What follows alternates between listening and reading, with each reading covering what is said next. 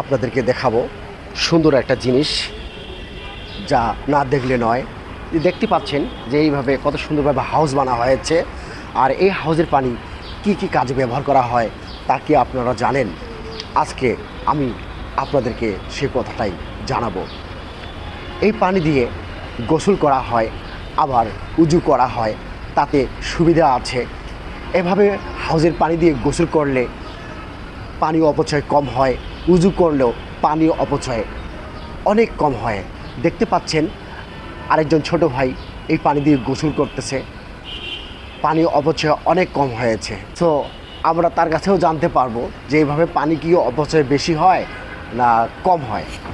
ছোট ভাই একটু বলবা যে এইভাবে পানি কি বেশি অপচয় হয়? একটু বেশি হবে সবাই নামাজের টাইম এলে। না, যে আমরা একটা নলকূপের পানি যেমন আমরা কী করি, বালতি নিয়ে ভল্লাসকে এইভাবে ঢালি দিই, তোর ওই পানিটা বেশি অপচয় হয় না এই পানিটা বেশি অপচয় হয়? তাহলে আমরা জানতে পারলাম এই হাউজের পানি ইউজ করলে মানে পানি অপচয় একেবারেই কম হয়। তাই হাউজের পানি দিয়ে গোসল করাটাও অনেক সুবিধা।